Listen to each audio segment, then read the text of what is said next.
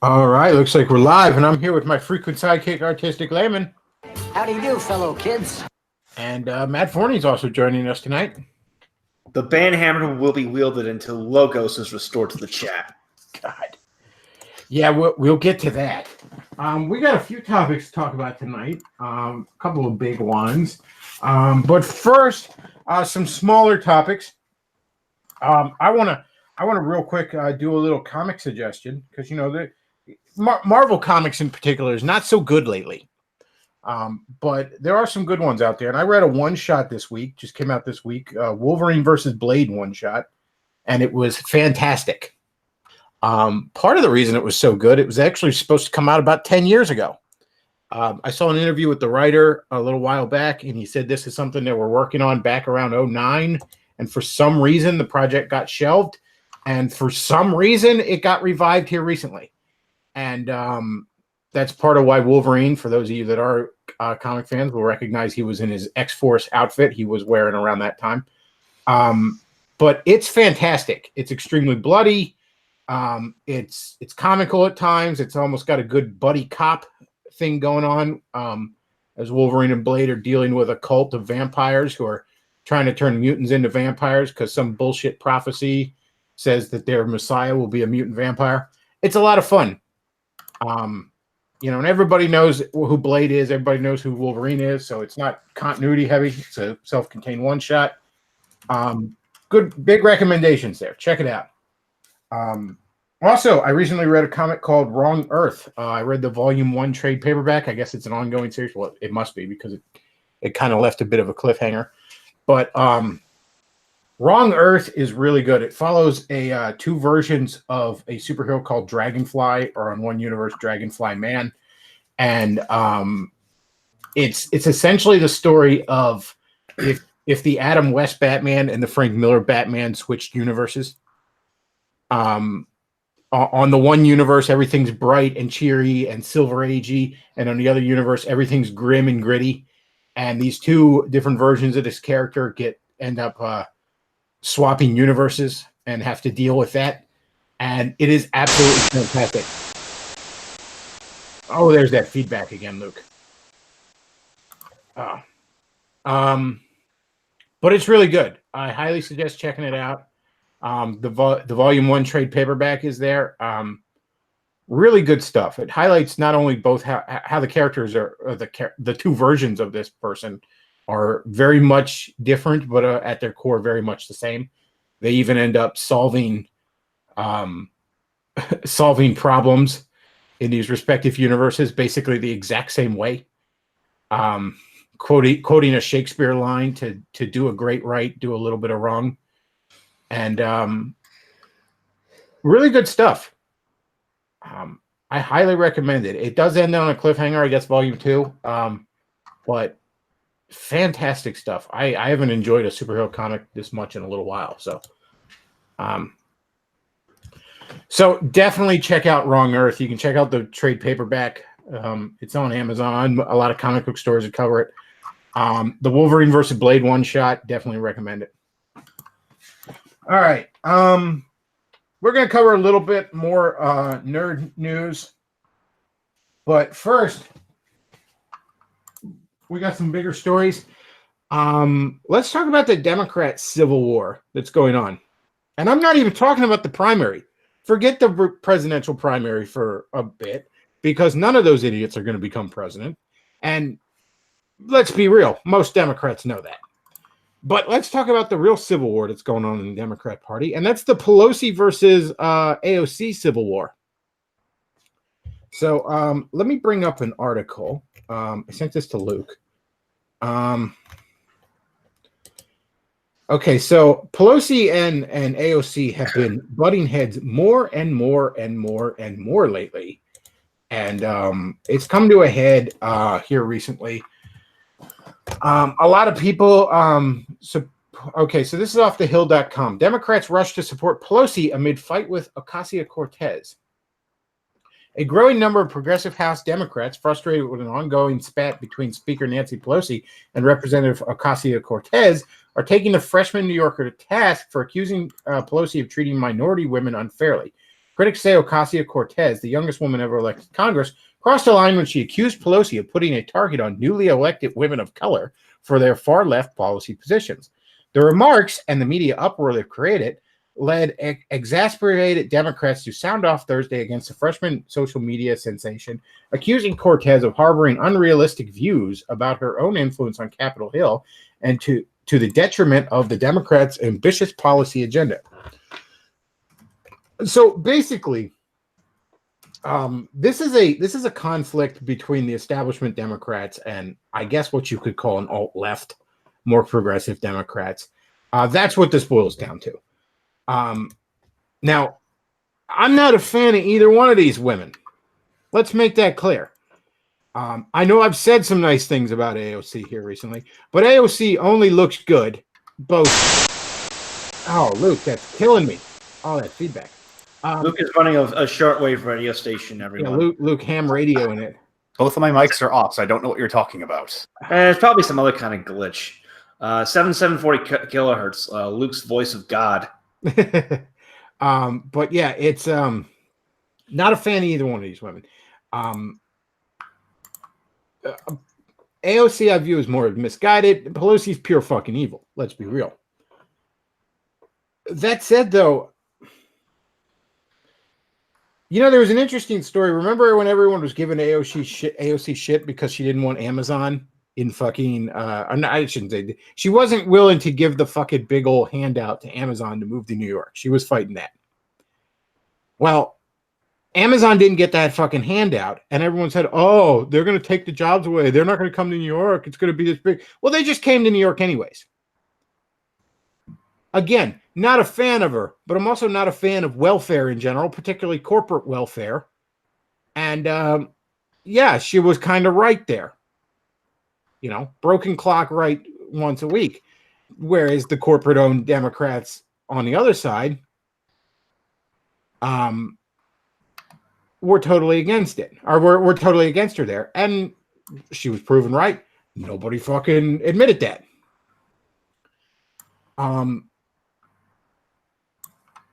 So yeah, Cortez is an idiot at times.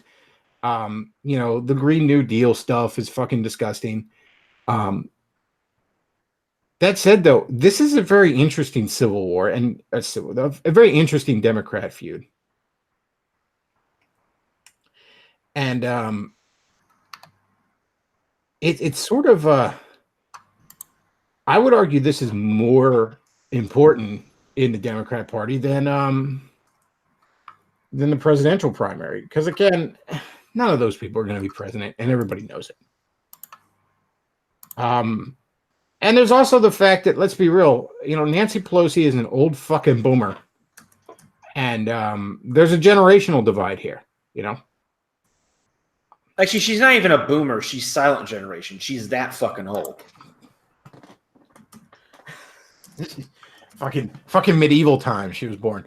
Yep, yeah, born in 1940, so she's 79 years old.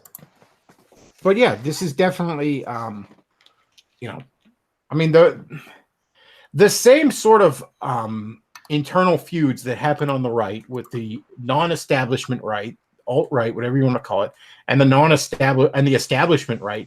The same sorts of things happen on the left. And frankly, if I have to root for a side, I'm going to kind of root for the non-establishment side there. You know, I said before on here, what was I don't even remember her name, but there's that fat black woman that had an abortion and a criminal record that is trying to unseat Steny Hoyer down in Waldorf, Maryland.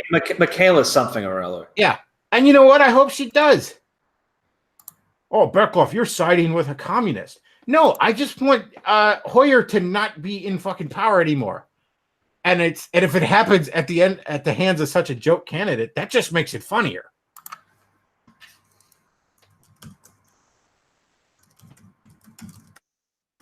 So yeah, I kind of you want these sides fighting as much as possible because it keeps them from being able to present a unified front. If the Democrats are too busy shooting at each other, they're not going to be able to shoot at us. Well, there was a Babylon Bee article where it says, Americans relieved that politicians are too busy fighting with each other to fuck with them. But yeah, look, ultimately, do I like either one of these people? No. But it's a weird reality, but I believe it's the reality that the far left, the alt left, whatever you want to call them, they're not as fucking bad at the end of the day. They aren't. They're not as bad as the establishment left. Do I want them in power? No. But there's way more common ground with those people for us on the non-establishment right than anybody seems to be willing to admit. Yeah, I personally can't wait for the communist revolution in 2024. The far right and the far left, we're going to put aside our differences, we're going to hold hands, and we're going to skip down the street, burning the boomers' timeshares and expropriating their Mercedes. I mean, look, yeah, I'm not going to call it the communist revolution, but I'm quite content to see some bankers hung in Minecraft, of course. Yeah, I'm sorry. I like the fact that there's a populist wing of the Democrat Party. God, that's killing me. I like the fact that that's there. I want to see things move in a more populist direction.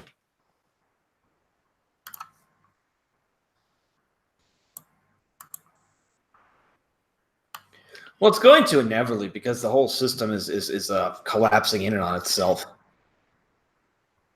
Yeah. And as far as the Republicans are concerned, I said this before. You're not going to defend quote unquote capitalism and all this other stuff if you allow it to be defined as the banksters get to do whatever the fuck they want and the rest of us can suck a dick. Nobody's going to support that, okay? So going out there and fighting for the banksters' rights to charge 47% interest. It's not good. You could make it a free market argument, but after the bank bailouts, we're obviously not there. Okay, we passed that exit a long time ago. You're gonna have to get behind some of this shit. I don't think, for example, student loan amnesty, student loan forgiveness is a good idea. I do, however, think allowing student loans to be absolved through bankruptcy, make that retroactive a good 20 years, is a good idea because something has to be done about it. And you can sit here and philosophize about, well, those people shouldn't have taken out student loans. Well, sure, but we don't live in fucking should land. And at a certain point, you're going to have to deal with this. And if you don't, you're just giving a bunch of communists like Bernie and AOC a lot of ammunition.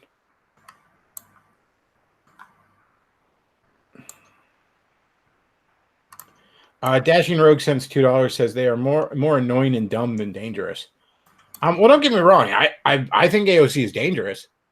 A lot of people want to dismiss her as, oh, she's a joke, all this other stuff. I don't think so.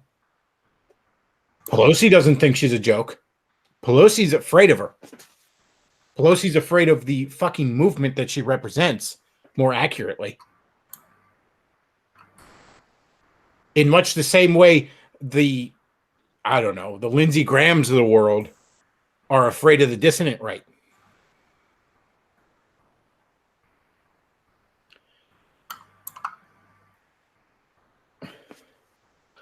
So, yeah, look, I know a lot of people giving me shit. Oh, Bechtloff, what are you turning into a communist? What are you turning into a socialist? Fuck no. All right. But there's problems that need to be addressed. And if you're going to sit here and let them be the only ones that are even admitting the problems are there, you're just handing them a victory. You're ceding ground to them. If you're going to allow capitalism to be defined as banksters get to stick it up our ass and they don't even spit on their dicks first, well, you're going to find that capitalism suddenly gets not so fucking popular anymore.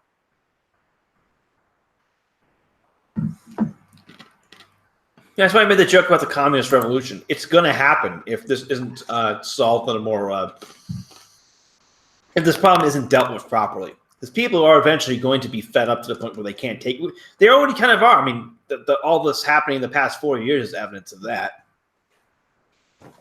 Remember, Jeb Bush was supposed to be president. Hillary Clinton was supposed to be president. The timeline has changed. So, I mean, you can accept that. You can, and look, you're talking to somebody who is insanely libertarian at heart. Okay? I am and always will be libertarian at heart. But I also have to deal with the realities around me. And I have to deal with, what are the options laid before me? Not what do I want to be the options laid before me, but what are the options laid before me? Yeah, I'm a small government guy at heart. I'm a libertarian guy at heart. And all this crap about, well, the bank's charging 98% interest is okay because free market and all that stuff. You know what? I'm sympathetic to those arguments. I really am. And prior to about, 2008, I'd have been on board with you. But after the bailout, I don't want to fucking hear it from the banksters about free market.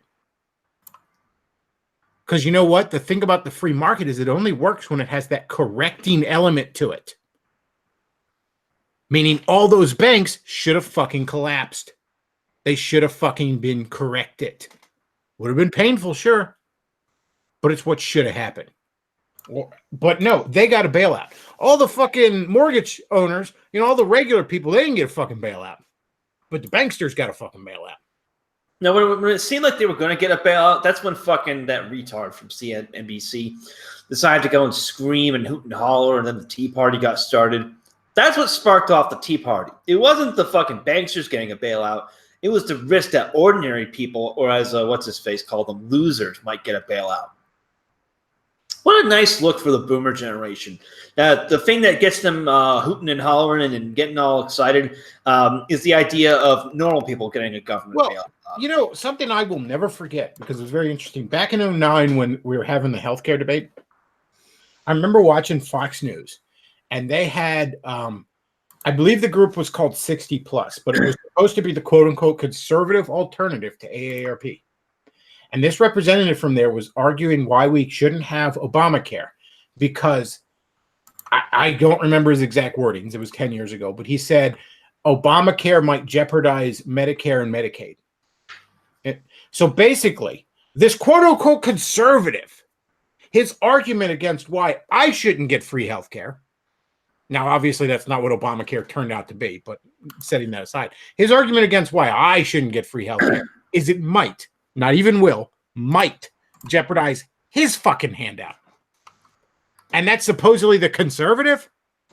Okay, well, I looked at that right there and I was like, you guys already lost this fucking debate.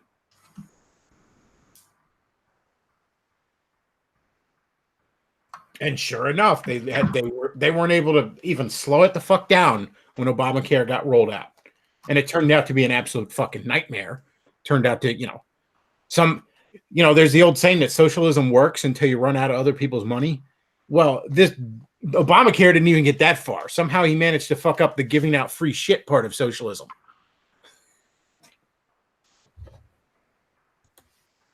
Syndicate Chief sends $5 and says student debt has to be dealt with, but not by a bailout. It has to cost something like bankruptcy or people will hate millennials like banksters. I agree with that. That's why I think it should. I think the solution is to make student loan debt absolvable through bankruptcy. Yeah, I think there should be a quote unquote cost. I don't think you should get off necessarily scot-free for it. But I mean, I don't think there should be a such thing as debt that is not absolvable through bankruptcy. That's not a thing that should exist in a functional, sane society. Bankruptcy has its costs, okay? But, we accept that at a certain point, somebody has gotten so far in a hole, they need a fucking reset button. Or they're just going to be forever in that hole. Yeah, that's part of what distinguished the U.S. when it was founded. The U.S. from the beginning had easy bankruptcy. Like, it wasn't unlike Britain, where they were still throwing people in debtors' prisons until the late 1800s. You have to have a reset button for people because otherwise you'll just end up with massive societal unrest and creating entire tranches of untouchables. Yeah. Now the cost of hitting that reset button is high, but it has to be there. It has to be an option. But yeah, that's the thing. This is the point that the right should be making. This is the point that our Republican elected officials should be making. No. Student loan amnesty is a bad idea. That's being reckless. That's being too far. But we should make these loans absolvable through bankruptcy. Boom. There you go. You suck the wind out of the AOC sales. But you can't do that because you're owned by the banksters, aren't you?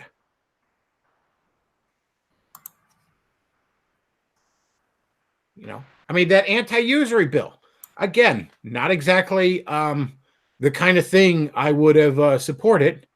You know, I think maybe loosening up bankruptcy laws is a better way to go about all the massive fucking debt, all the massive usury going on about here. But fine, I'm not against putting a cap on interest rates. That's okay. Point is, it's something. Point is, they're acknowledging a problem. They're acknowledging a problem that on the right they just won't. They just fucking won't even acknowledge it. And there you go. You know, you're just handing the AOCs of the world fucking victory. I've said it before and I'll say it again. As far as I'm concerned, the track we're on right now, and granted a lot can happen in 4 and 5 years, track we're on right now, we're looking at AOC 2024 for president. Or someone even worse. Do you want that? I don't particularly want it, but it's going to happen. Frankly, at this point, the only Republican I can see that can stop her is maybe Ted Cruz could. He's learned some showmanship. He's gotten his act together. I think he could have a shot becoming president in 2024. But I mean, even if Trump, you know, even if the next term goes just swimmingly for Trump and he gets the wall, he gets all the stuff he wants, it doesn't matter because he doesn't have a successor. And after 8 years, this country tends to like to be like, well, let's give the other guy a turn now. And even if he had a successor, like someone who could like win the race, like they probably wouldn't carry on his platform as there are no other Trumps in the Republican Party. The closest you can get is like Ted Cruz.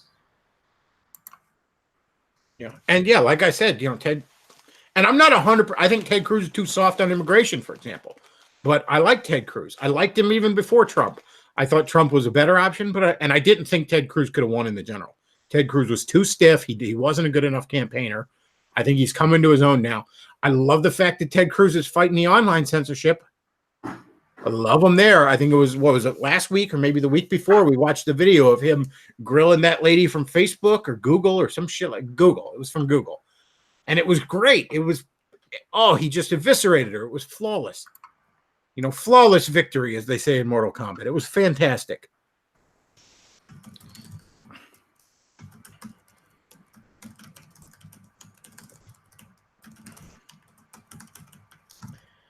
But yeah, like. So my point is, getting back to the original topic here. Yeah, there's a civil war in the Democrats, and you know, on one level, I'm sort of, you know, the little meme of the little Japanese guy in the Godzilla movie. Let them fight. You know, when your enemies are fighting each other, don't interrupt them. That said, though, if there's one I'm going to root for to be on top when the blows are done, it would probably be AOC. I would love it if this fucking Applebee's waitress manages to just end Nancy Pelosi's fucking reign. You know what I mean? If she manages to humiliate Nancy fucking Pelosi, I'm okay with that. I'm A-okay with that. I don't particularly like AOC. I have no illusions about the fact that AOC would line me up against a wall if she had the opportunity. But it's not as bad as Pelosi.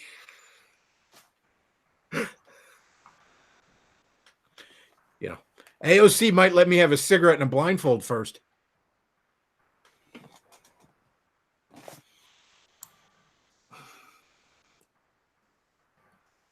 So yeah, that's the Democrat Civil War. And I think it's the thing to keep an eye on. The presidential primaries, as I said, I don't think they matter. None of these idiots are. The only Democrats out of the 50 that are running that could possibly beat Trump in a general election have no chance in the primary. Ones like Andrew Yang, you could make an argument. Tulsi Gabbard, I think, is by far the most electable. Bernie, possibly. The rest of them, no chance. Not a chance. They're gonna put somebody out there like fucking what's the black Harris? They're gonna put Harris out there. They're gonna put fucking Biden out there or Elizabeth Warren, and they'll just get slaughtered.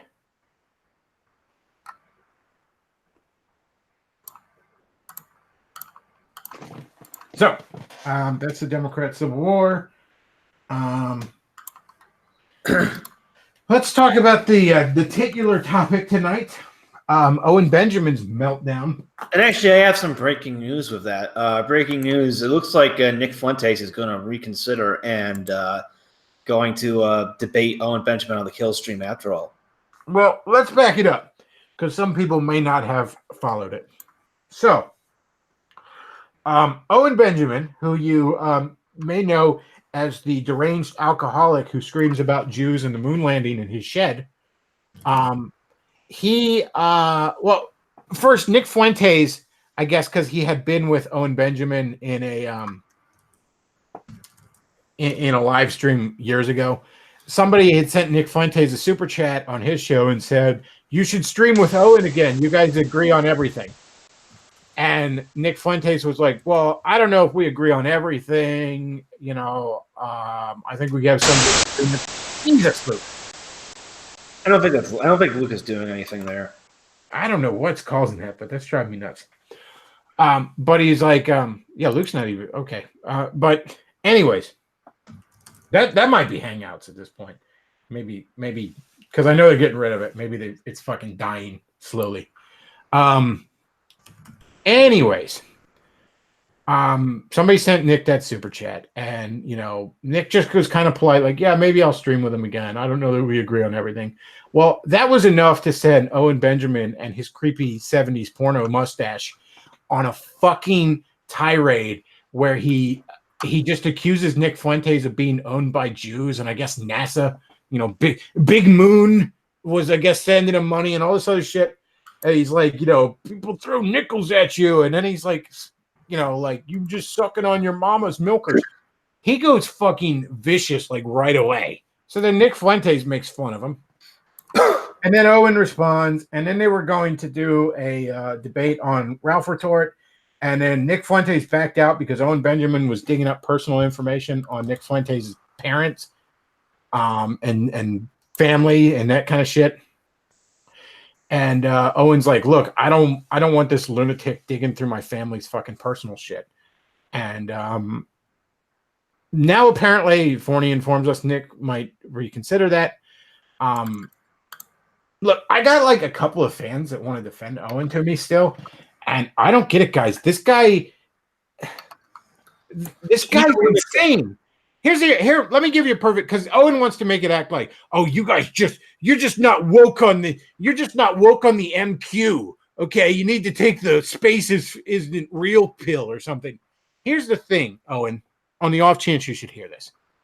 First of all, you're fucking wrong about that shit. Okay. Yes, space is real. Yes, the earth isn't fucking flat and on a turtle's back and all this other dumb shit. And yeah, we probably went to the fucking moon. All right. I'm gonna say I'm like 90% fucking certain that that's not bull. You're just saying that because big space flight owns you, Bechtloff. I know NASA's sending me they're sending me Mario Kart Hot Wheels in the mail just to buy me off. But no. Here's the thing, Owen. You ever hear of a guy named Jay Dyer? Pretty cool guy. I've had him on this show before. He's a nice guy. I've chatted with him on social media. He used to co-host a show with Worski, does his own show. It's pretty successful. People actually like him. Jay Dyer has some pretty out there fucking beliefs. some pretty outside the mainstream beliefs. Some beliefs a lot of people would call fucking crazy. But you know what's interesting about that? Nobody seems to be calling Jay Dyer himself crazy. Because Jay Dyer isn't a deranged alcoholic lunatic screaming about things in his shed. And yeah, people want to deny this as well. Owen Benjamin is very clearly an alcoholic. If you watch his streams with Fuentes, his face is flushed, his eyes are unfocused, his memory's damaged. He's Davis Arini with hair. So yeah, and you know what? That's the other thing. Like, people want to be like, oh, you know, Nick was picked a fight with him, which isn't true. But yeah, do you remember when Owen? Here's another fun little bit about Owen Benjamin. You ever watch the? If you watch the podcast Revenge of the Sis, which I started watching recently, those guys are very, very funny. But they like to make fun of Owen because Owen's fucking insane and he's a lolcow. And what ended up happening a couple of weeks ago, some ex-fan of Owen put out a video where he said he named Owen's address and he said, I'm driving to Owen's house to go see him. Which, yes, is pretty threatening and fucked up, and he shouldn't have done that. But then Owen goes on his fucking stream and starts screaming about how one of Merce from Revenge of the Sis is going to come kill my family. Merce is sending someone to come kill my family. Now, Merce had nothing to do with that guy. There was no evidence that Merce had anything to do with that guy. What Owen did is he went on fucking on his stream and committed very, very actionable libel against the Revenge of the Sis guy because he accused him with no fucking evidence of a very, very serious federal crime. You know, I guess conspiracy to murders, whatever. I don't know the title of it, but trying to get somebody to kill somebody else, I guess. That's Owen Benjamin. And then he deleted it and he wanted to act like it never fucking happened. Never apologized, none of that kind of shit. Owen's insane. And here's the other thing. Look, and I think a lot of us can relate to this on a smaller level than Owen. You know, when you start to get a little, as we like to say on the internet, red-pilled, you know, you start to see some of the bullshit of the mainstream narrative. And let's be real, there is some. There's two problems. A, you could go down a rabbit hole where you start to think everything's fucking fake, and you go down the, you know, space isn't real, you know. But B,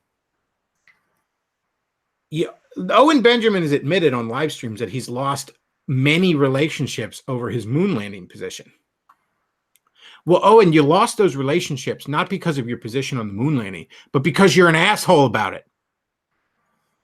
And look, that happens sometimes when you get a little red-pilled on something. Maybe you sort of act like an asshole to your friends about it, that, you know, because suddenly they're blue-pilled and you're not and all that other shit. It can happen, all right? I look back at myself, you know, when I first started getting into some of the manosphere stuff. I look back at myself and realize, you know, there were times I was kind of dickish to some friends over relatively minor disagreements as I'm starting to get into this stuff. And I had to kind of rein myself back in.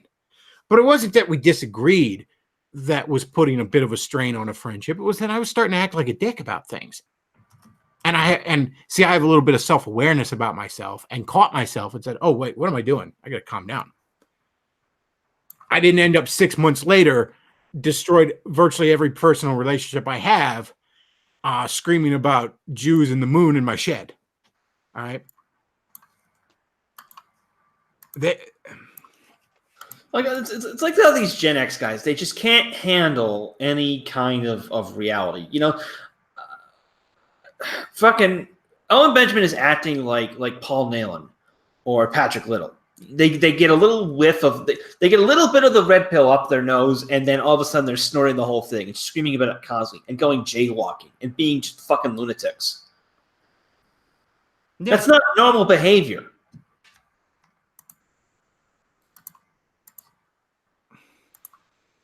Yeah, that's exactly what it is. They just, there's that phrase, you OD'd on the red pill. Yeah.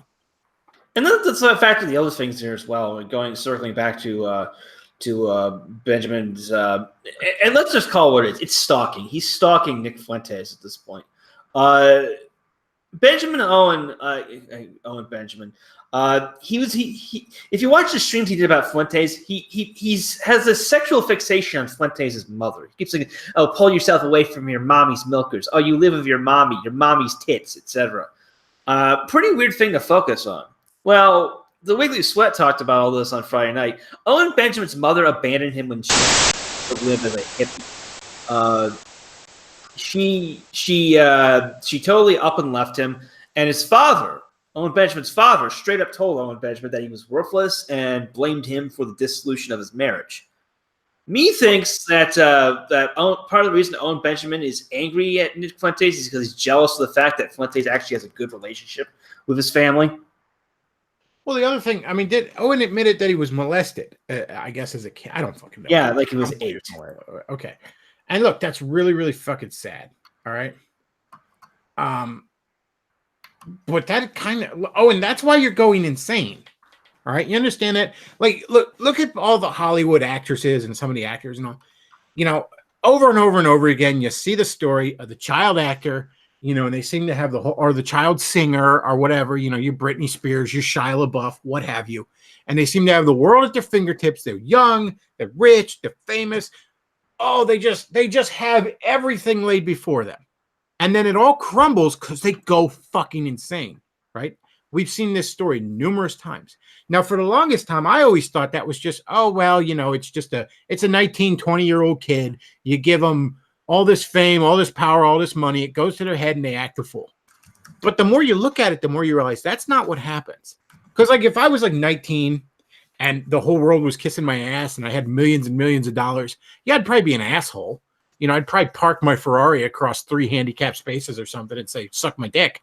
But I'm not going to go insane. I'm not going to shave my head and scream about lizard people or whatever. You know what I mean? And yet that's what happens to all these fucking child stars. Well, the reason is, let's be real, allegedly, they're all fucking getting casting couched at the age of way too fucking young. Let's call it that. Yeah. Owen Benjamin was in Hollywood. And then they end up getting these fucking flashbacks 10 years later where they can no longer push it in. And that's what's probably happening to Owen here. He was molested at a young age. That's incredibly sad. And now he's getting these fucking flashbacks, and the way he's got to deal with it, he's got to scream about the moon and Jews in his fucking shed and burn every personal relationship, every professional relationship he ever had. Well, he probably sucked a few dicks in Hollywood to get acting positions. And remember, the most famous role he ever had was an extra in Jack and Jill. Well, no, he was in the House Bunny. He had a supporting role in that. I never saw the House Bunny because it looked like shit, but he apparently had a supporting role. But yeah, his other major role is angry theater goer number 2 in Jack and Jill.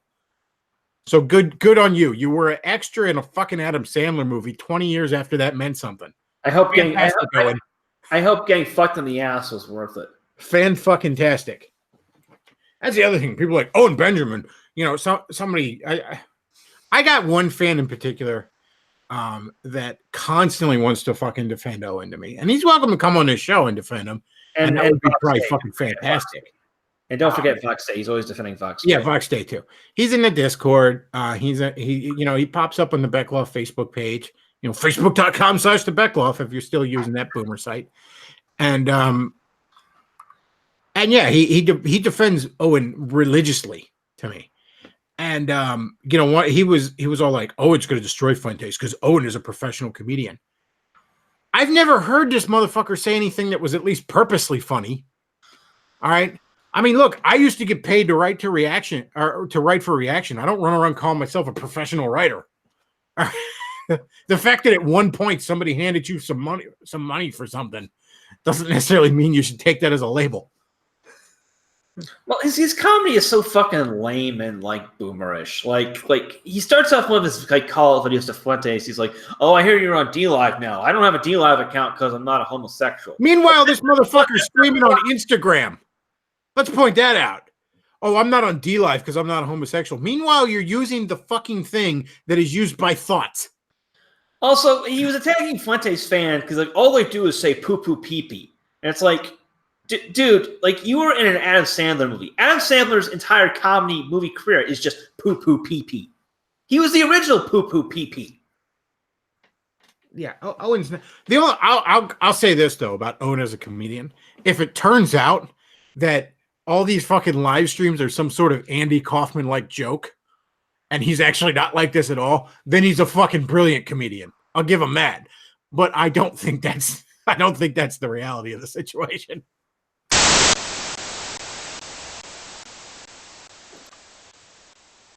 And he also wants to go after Fuentes for living with his parents, when he's 20 years old. Yeah, Fuentes lives with his parents, but Fuentes also does a 5-day-a-week, very popular YouTube show, and he pulls down. He's got to be pulling down at least $2,000 a week in super chats and premium subscriptions. Fuentes has a job. He's not a mooch. And yeah, somehow I think Fuentes is paying his fair share in that household. Yeah, he lives with his parents. Like, he doesn't live off his parents. And guess what? You know what? I lived I shouldn't say on my own. I've always had a roommate, but I lived on my own for a little while. And, I was between roommates, and I ended up moving back in with my dad. And after a while, I decided, you know what? I'm not going to find a better roommate than him. And again, I live with my dad. I don't live off him.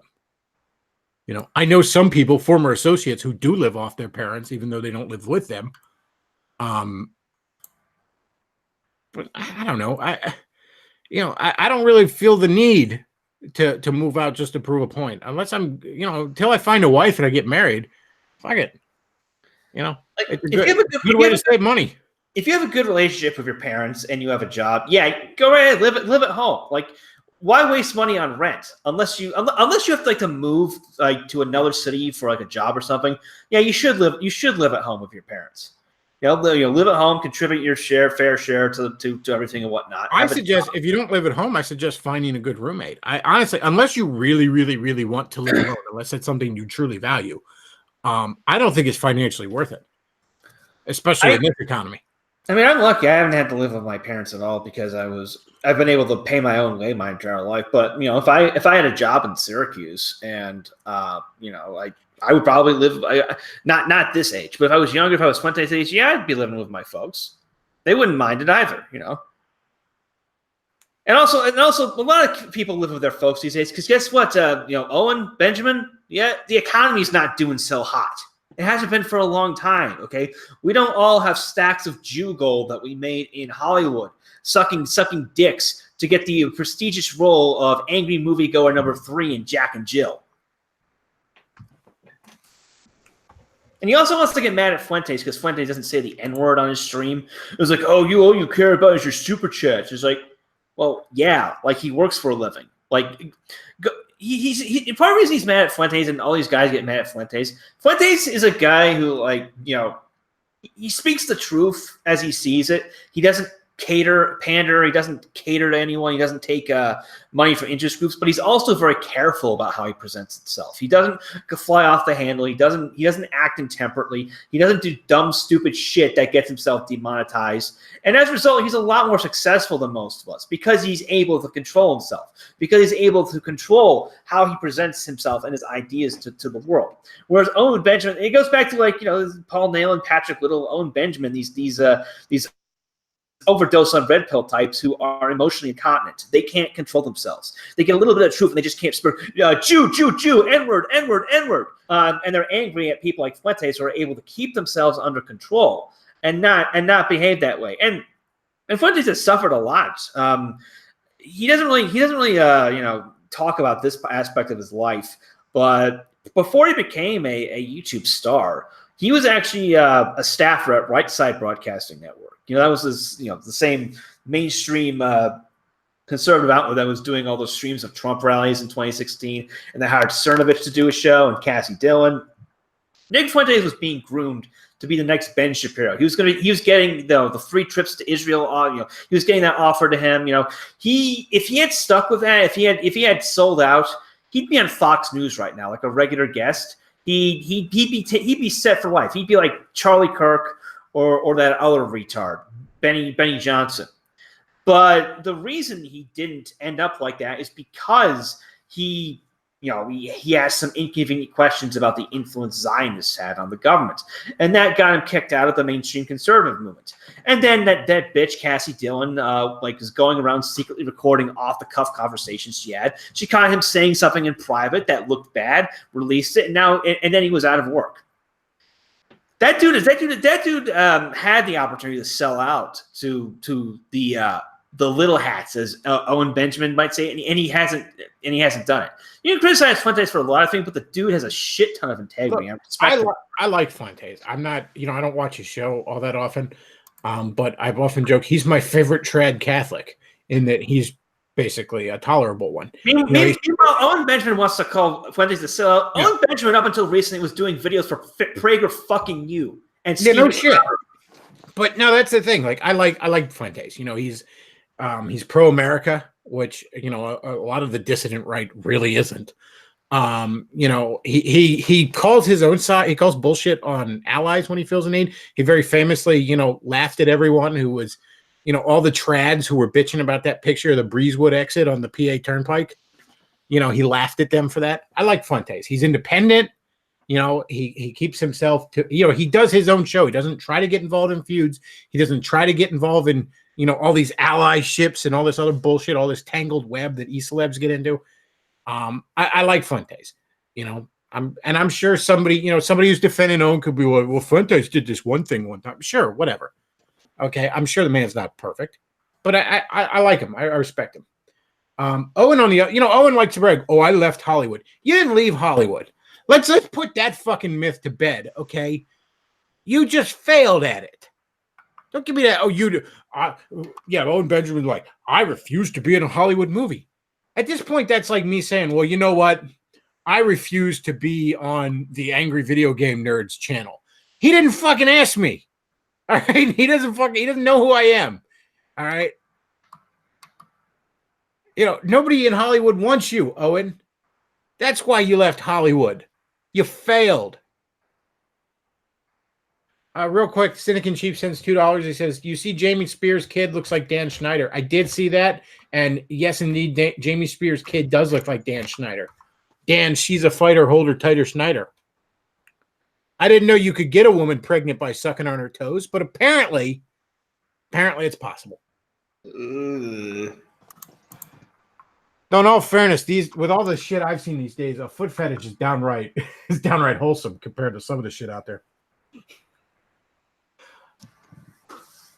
All right, so moving on. That was the Owen thing. Let's talk about the other big story this fucking week, the Epstein stuff. So, have y'all seen the temple at Epstein's Island? Look, I'm sure y'all followed this story. Okay, so Epstein's arrested. Hopefully, this really, really comes. Hopefully, some really good shit comes of this. A lot of people try to tie Trump to Epstein, but those ties are pretty flimsy at best. So I'm hoping this goes somewhere. This is a fucking structure at Epstein's Island where I believe he rapes women in order to summon Gozer. I don't know what the fuck's going on here, but I know some of what's going on there. Underage girls are being fucking raped, allegedly. So here's some interesting tidbits about this this little structure I learned. Apparently, it locks from the outside, and reportedly has a furnace because it's steam powered in there. Because steam power is very efficient in the year 2019. So basically, it sounds like he's burning bodies in there. I don't know, to try and summon Zool. I don't know what the fuck's going on there, but yeah, there's nothing to see there. Nothing to see here, folks. This is just...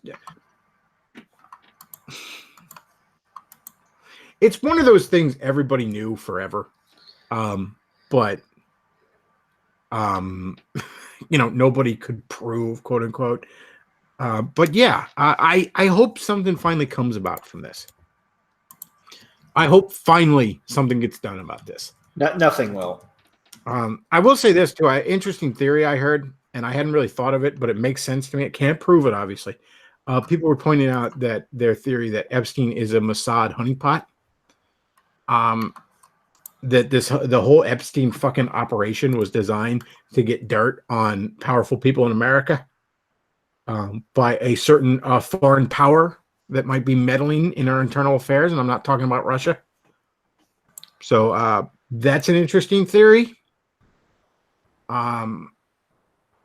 We'll see. We'll see where this goes. I certainly hope it goes somewhere. I'm a little skeptical of that, but we'll see. Nothing's going to happen. This is a limited hangout.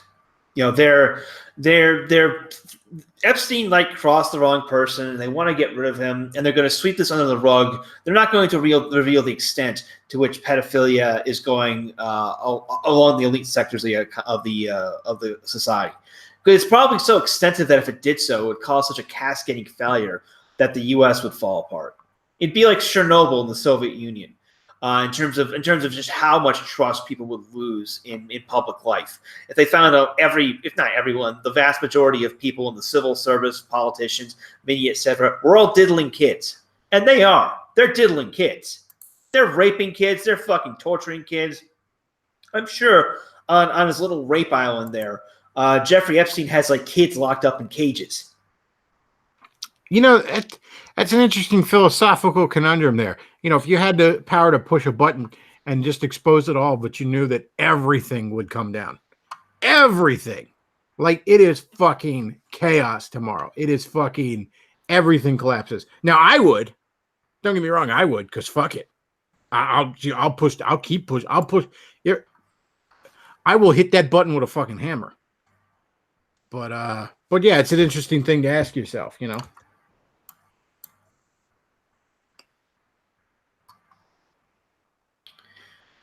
Well, collapse wouldn't be immediate. Collapse would be in the years following, but it would cause such a rapid unraveling of everything. It's not going to happen. No, just Epstein, this whole thing will be swept under the rug. He'll get 10 years or something. The only person they're going to try and hang this on is Trump, because he's the one person that the deep state, as it were, wants gone. They're not going to, the Clintons aren't going to go to prison. Nothing's going to happen. I would like all this shit to go down, but I'm not optimistic in the slightest. Yeah, I mean, I'd love nothing more than just massive arrests across the board. I don't understand. Maybe it's a jurisdiction thing, but I frankly don't understand any justification for why there are not police on Epstein's Island right now, combing through everything. I mean, the man is in custody for these crimes. They have complete probable cause to search his properties. Well, if they send fucking police there, they're just gonna destroy all the evidence. Yeah, I mean, who the fuck could you trust? Yeah.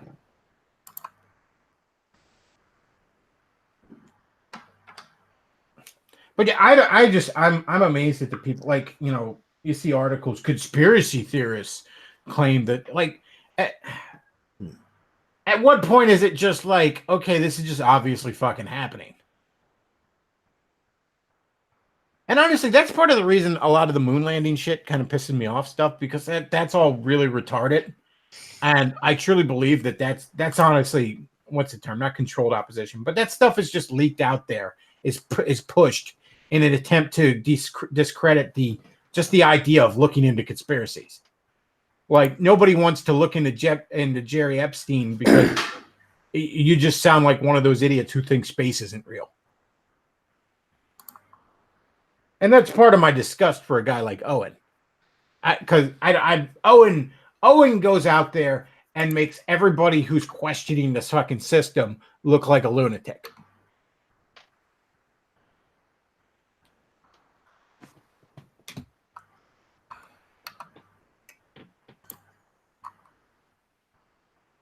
All right. So, I mean, there's not a lot to say about it, the Epstein stuff. You know, I really wanted to show everybody because, you know.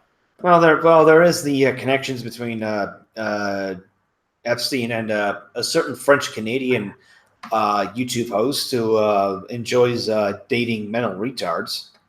Are you kidding me? JF has connections to Epstein?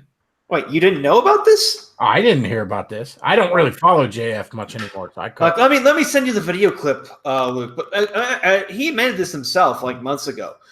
He took a $25,000 donation from Jeffrey Epstein to start his YouTube channel. Luke, throw that video in the chat. Luke, play this. This I did not know. I need to give it to Luke. But he revealed this in an interview with Richard Spencer, and Richard Spencer freaked the fuck out. Like, it's so fucking hilarious. And, Beardson was pursuing this, and Beardson made a joke about having the FBI investigate Gary Eppy, and JF blocked Beardson. And then Terrahouse made the joke that, let's have the RCMP investigate JF Gary Eppy, because he admitted being connected to Epstein. And Terrahouse, JF blocked Terrahouse. And keep in mind, again, JF enjoys dating potatoes. His girlfriend is clearly mentally retarded. And then there was that incident where he was like coming on to some severely autistic girl when he was at Duke. Remember when he was fawning over fucking Hannah Hayes in that interview? Oh yeah. I just sent you the video, Luke. Okay, it's timestamped to the appropriate moment. Real quick, before we play that video. Super chat from Arthur Tingo, or I'm sorry, Tin Galley. Tin Tagel. Thank you. Yeah. I'm retarded. Forgive me. Sends $5 Canadian, and he says, "Play my Mario 2 Maker 2 levels. God bless. Level ID 5MY-C1-J. I'm sorry, 5MY-C1J-L7G." So there you go, folks. Let me say the code again real quick. He sent me a super chat, so I'll help him out here. The code is 5MYC1JL7G. All right, so let's play that video. Richard, take on your Epstein donation. Keep going. Did you watch keep going. The whole thing is like 3-4 minutes long. You have to watch the whole thing. Show? Richard? I didn't. I'm sorry. Okay, because I announced that I just for transparency, because I was talking about a news item about Jeff Epstein, and I announced that Jeff Epstein has once contributed to the start of my YouTube channel with a $25,000 check, and that since then my YouTube channel has kind of taken a different direction, and people were scandalized. They were like, "Jeff is an agent of a Jewish." Oh my God! All right, first of all, fuck you, JF, for making me like Richard Spencer a little bit here. But look at Richard Spencer, like, nigga, what? Just like Spencer's like, oh my God, I got to get off this phone call with this fucking. You have to watch through it. Like, 3 more minutes. It's fucking hilarious. It gets even better. Millionaire rapist.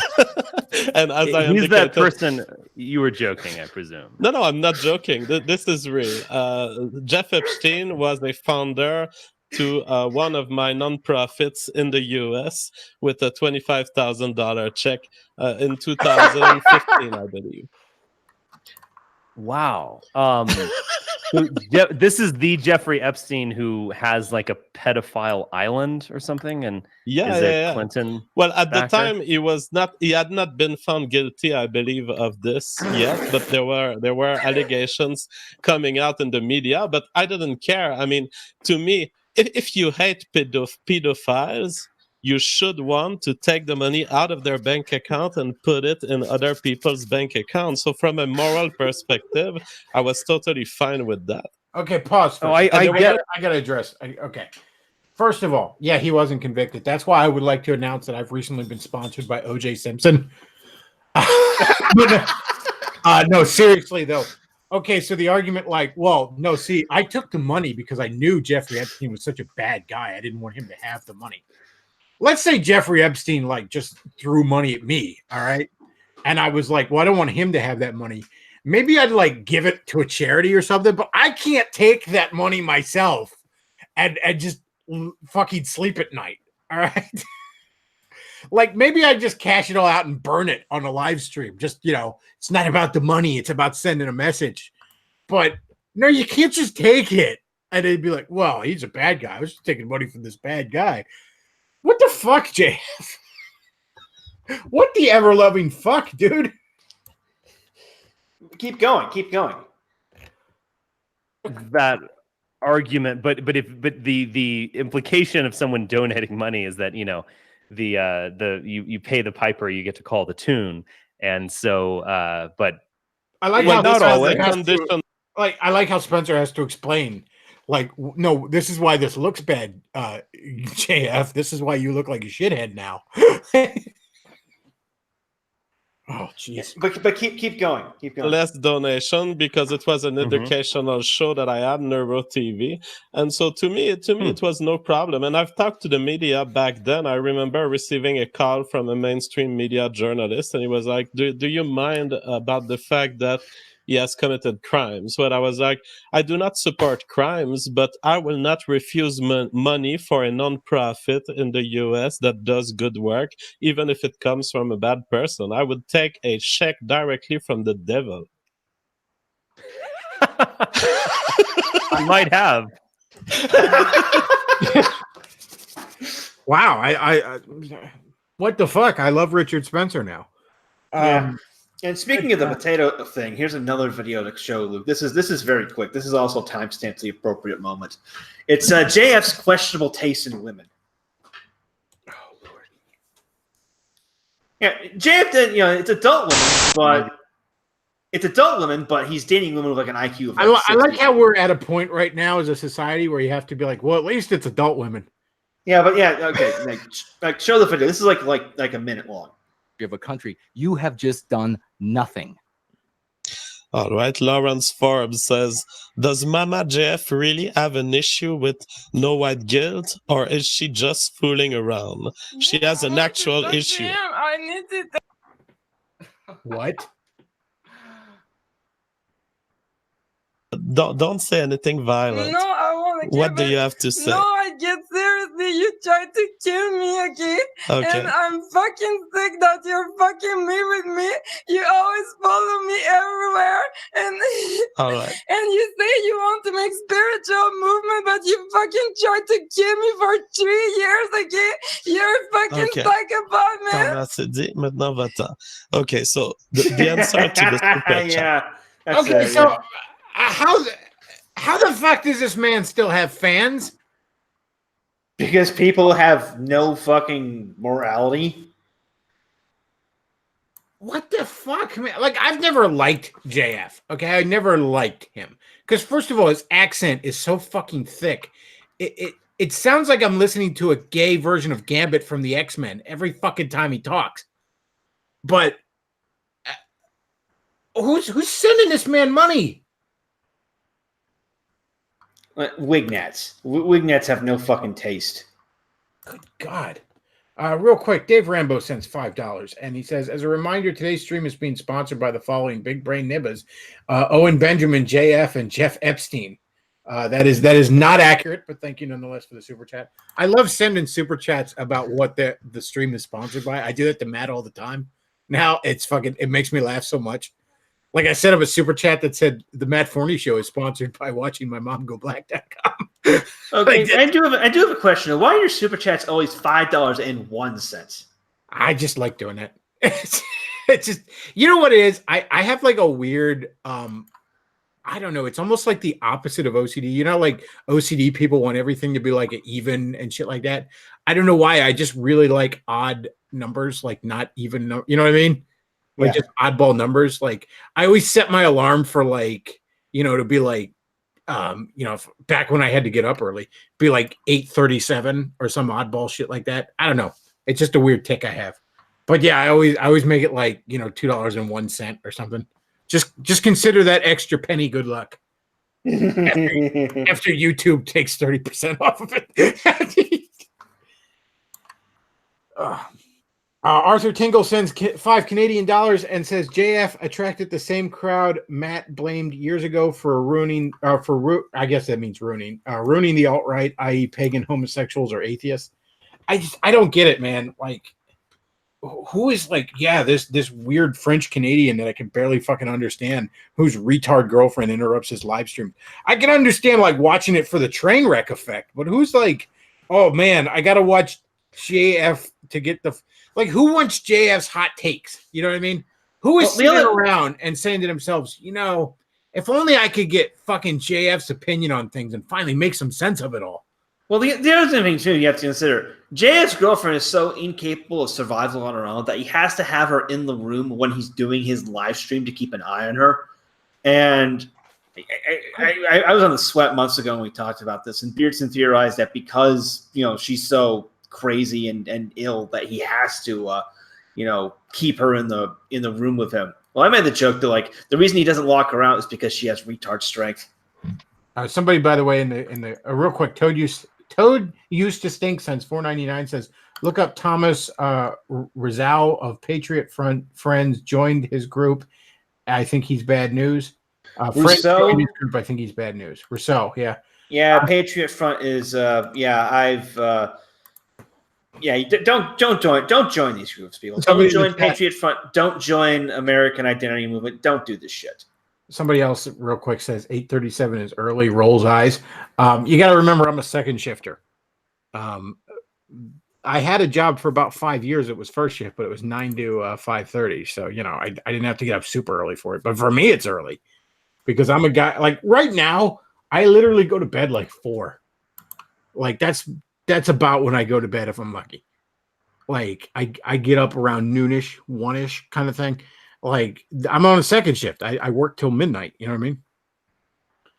So yeah, 8:37 in the morning to me is pretty fucking early. 8:37 in the morning to me is probably what 4:37 is to you. So, but yeah, Patriot Front. Yeah, it sounds kind of gay. I would say not. I would say not getting involved in that. Probably a good idea. There's JF and his retarded girlfriend. Oh God, that's fucking sad though. That is fucking sad. All right, so switching gears, some more lighthearted news than child rape and retard sex, literal retard sex with JF Derby.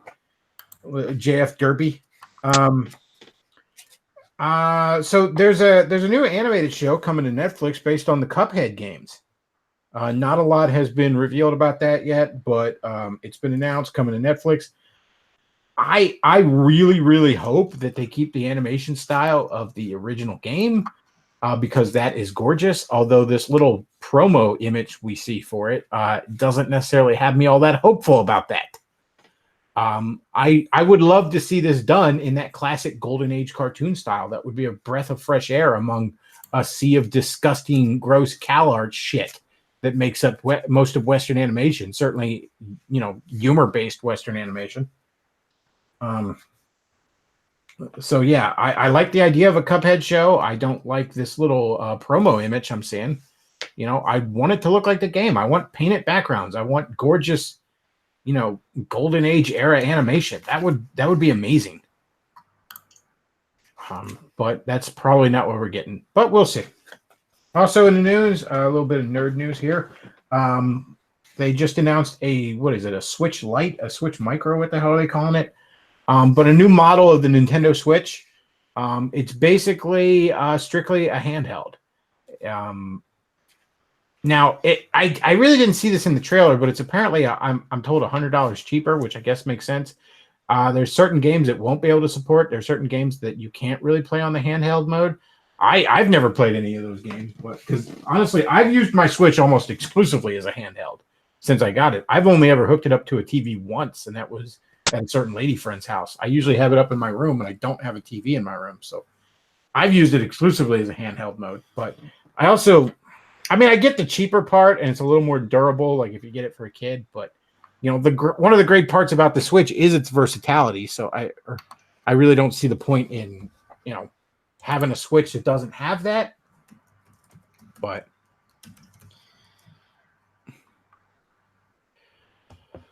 so that's a little bit of nerd news I wanted to cover, and that's about all I got for topics.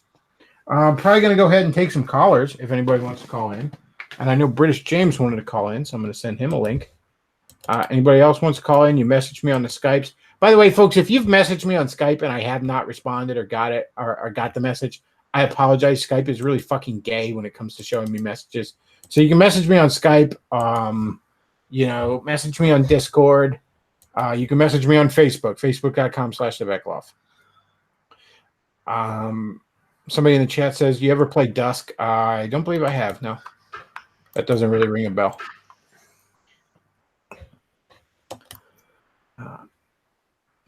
Right now, I mean, it's basically Breath of the Wild and Mario Maker 2 are the things I'm playing. Mario Maker 2 is damn near overwhelming with the amount of options in it. Like, I almost don't know what to do.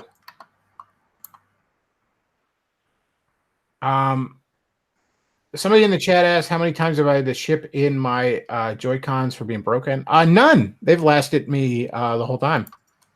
I know a lot of people have had issues with Joy-Cons.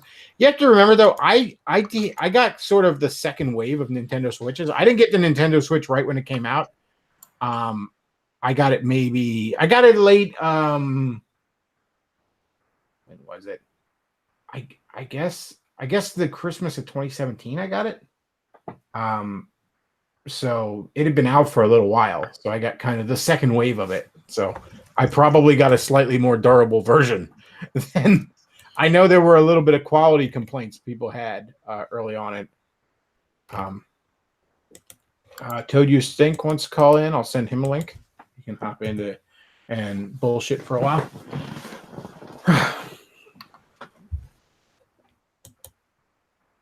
Oh, man. But yeah, Mario Maker. I did throw up a Mario Maker 2 level. I threw up a couple of them, actually. I know. I think Luke tweeted out the screenshots of the little level codes, and I'll put it on the Bechtloff Facebook page. Hello. Hey, what's on your mind, caller? Oh, I just wanted to talk about this Patriot Front group. Talk some sense into my friends. So I don't know anything about it, so you'll have to talk to us. This guy commented, so I promise you, he will give you the worst vibes ever. Okay, like he looks like a deranged lesbian. Okay. Let me Google him. But I can say on this basis, you shouldn't join the Patriot. Well, you shouldn't join any of these groups. Legion of St. Ambrose, American Identity Movement. Don't join these groups. The Patriot Front is a split off of Vanguard America, which is one of the legitimate fascist groups that was involved in Charlottesville. At this point, I'm not for joining just about anything. Like I'm literally. Right. I've said before, I just want to sit in my little corner of the internet and just not be tied to virtually anything anymore. Exactly. It's just like they want to save the West. Yeah, I'm. As Thomas Rousseau guy looks mentally retarded.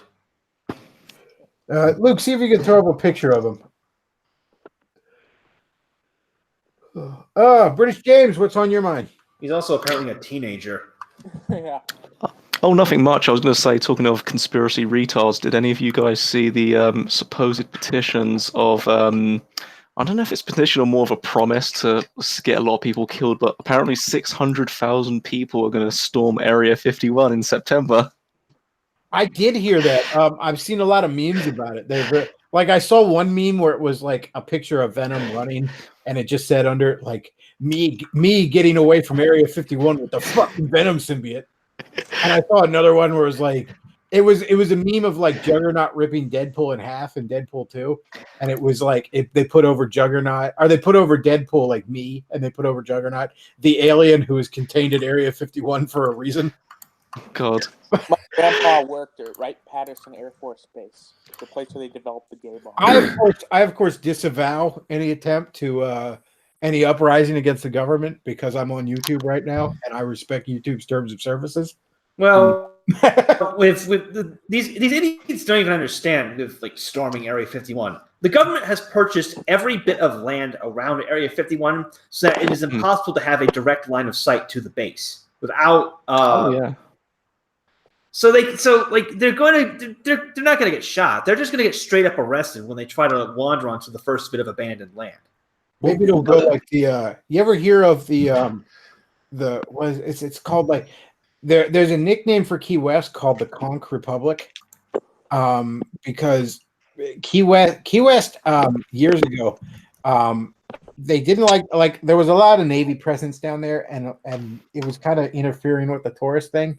So Key West declared its independence a couple decades ago, and they literally they chased away some a fucking naval vessel by throwing fucking bread at it and annoying them until they fucking went away. So, in kind of a way, like the American government never officially fucking squashed that at all. So to this day, like mayors of the West and all joke about how they're independent. I mean, Wait, they're not did really. Did you say throw bread at the ships? Yeah, they threw fucking bread at all. Did they confuse it for a duck or something?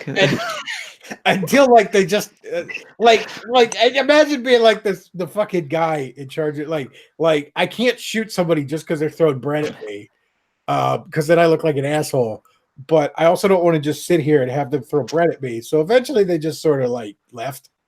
Yeah, well, I mean, there's a few. I mean, I was talking to someone earlier on this, and there's a lot of interesting. I think with obviously Matt mentioned a lot of abandoned areas. It's like even if you get to, because remember the sight line which everyone has seen, where it's like as soon as you get there, about 2 trucks full of PMCs full of armed, fucking armed weapons will come at you and essentially arrest you there and then. That's not even the outer perimeter. The first perimeter is about I think like a few miles in. And I think obviously the perimeters change all the time, but the fun fact is, if they try to storm it, they have no constitutional rights past that perimeter. They any security personnel are allowed to just basically shoot on sight. It doesn't matter. I mean, it would be a. Sorry to interrupt you there, because I just thought of it. People, I'm not kidding when I say this. Check out the book "The Conch That Roared" by Gregory King. Conch is spelled Conch. It talks about how Key West declared its independence, and the federal government never really officially squashed that. I actually highly recommend checking out that book. I read it years. I actually picked it up in Key West when I went down there back in like 2004. But really interesting shit. But yeah, look, nobody's gonna storm Area 50, especially not when you're telling the federal government in advance with your fucking memes. Yeah. Trust me, I can't. It'd be awesome if you did. Trust me, if you guys are successful and you break out aliens or something, I'm not going to be sad about that. That's fucking cool. But I don't believe that's going to happen. No, it's going to end very badly. Well, at the best case scenario, I think best case scenario that's going to happen. They'll have like 60 of them turn up, and one of them might get shot or basically tasered, and then everyone else will just run away. If 100,000 showed up, that would be a very different case, because I'm not sure if constitutional rights or not, I don't think you're going to have the US personnel shoot 100,000 people. Worst case scenario is it's successful and they release something that shouldn't have been released. Fucking xenomorphs. We all got to deal with fucking xenomorphs all over the place now. God damn it, they breach so fast. Why did you let them out? They're gonna find Bob Page and Helios in the bottom. Well, I think there was a choked tweet someone did for Trump. It's like, oh yeah, don't go into Area 51. It's the only place where we got socialism working. It only works there.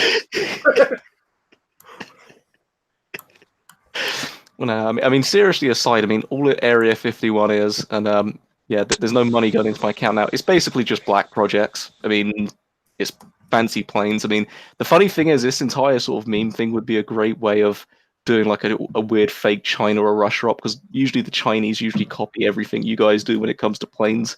This would be a great way of basically trying to get photos of some fucking weird plane. But then again, what a lot of people don't seem to realize is from the outer perimeter to the actual base is about 14 miles of fucking, from the crow's, from the most straight point. I don't think people are going to get a car there, and I don't think anyone's going to walk 40 miles in the Nevada heat. So everyone knows they moved the aliens to Area 52. Yeah, I thought it was Area 51B. Yeah, Site B, like in Jurassic Park. I was going to say on the conspiracies, I was I was going to say surprised, but no, I'm not really anymore. So wait, Owen Benjamin is a flat earther. I'm pretty sure he is, because he was flirting with that idea for a while, and he talks about how once you realize the moon landing was fake, and he talks about how Earth is the center of the universe, and And he's one of those guys that thinks like all the NASA stuff is them trying to convince us that we're all insignificant, all this other bullshit. So I'm pretty sure he's a flat earther. I don't know that. I don't know that he's absolutely said that, but he definitely leans in that direction if he's not. Yeah, that'd be interesting to see. I mean, the moon landing stuff is one thing. There's always such a big discussion on it, but I would like to see him try to shield the flat Earth to Nick Fuentes. I mean, Dude, Nick's not a science guy, but that would be fucking hilarious. Well, part of the reason he was going on about flat Earth is because he doesn't understand how orbit works. And like people in the chat were trying to explain it to him, and he's having none of it because he's a fucking arrogant retard. But the basic concept, when you're in orbit, that you're falling at the same speed you're moving sideways, and that's why you seem to be floating. Like, yeah, things in orbit are not far enough away from the Earth to not be affected by the Earth's gravity. Things in orbit are like, it's still roughly like 90% of Earth's gravity you can still feel. But again, you're moving sideways at the same speed you're falling, kind of thing. I mean, that's what the moon is doing. That's what the Earth is doing around the sun. It's falling into the sun at roughly the same speed it's moving sideways. And it's not perfect. Orbits usually decay slightly in one direction or another, either away or towards. But that's how it works. That's something you should have learned in like your 8th grade fucking science class, Owen. I mean, he's a failed stand-up comedian. I'm being honest, even when I watched apparently his Prime stuff, it was basically weather jokes. It's complete shit. And I will say it and say it again. Can you Christians pray to can we get Patrice back? Because even then he did conspiracy shit better. What's the deal with the weather? What's the deal with airline food? What's the deal with orbit? Like, yeah, Owen Benjamin thinks that like things just go up and then magically they start to float like instantly. And he's like, well, that's obviously bullshit. It's like, yes, that is, Owen, but that's not how it fucking works. Like, it's like he misunderstood what orbit was and concluded from his misunderstanding that it's bullshit. And then, nobody can talk him out of it because he's an arrogant moron. Exactly, ignorant in a nice way. Look, it doesn't matter to me who's prime minister or who's sleeping with who. Whether the Earth goes around the sun. Oh, God, that again. It's not important. Not important. It's primary school stuff. I mean, obviously the Earth is flat because it would fall off the turtle's back. Yeah. All our cats would be pushing everything off the side. Yeah, well, yeah, if the Earth was flat, cats would have pushed everything off the edge.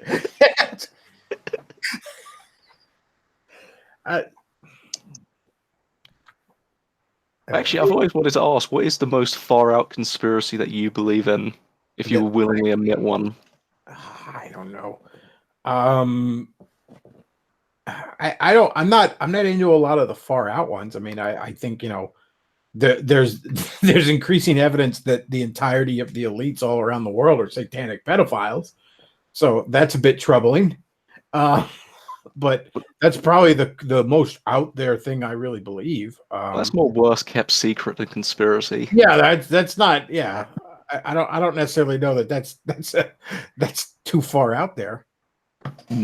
Women being from Venus, would that be considered a conspiracy theory? I that might be. Yeah. I guess I'm a conspiracy theorist then. Yeah, there's a lot of conspiracy theories that I think that I kind of look at as a maybe. You know what I mean? Like people talk about 9/11 was an inside job. I don't really think it was, but it's one of those things where it wouldn't surprise me if it was. Or that's the best way to put it. The kind of things where it's like, if tomorrow you absolutely proved it. Oh, that's so annoying. If tomorrow you absolutely proved it, it wouldn't shock me. It wouldn't surprise me. Like, I'll give you one. If tomorrow they absolutely prove Michelle Obama is actually a man, I wouldn't be like, oh, I can't believe it. You know what I mean? I'd be like, yeah, I could see that. It's a flip of a coin. Yeah, it's like, yeah, okay, sure.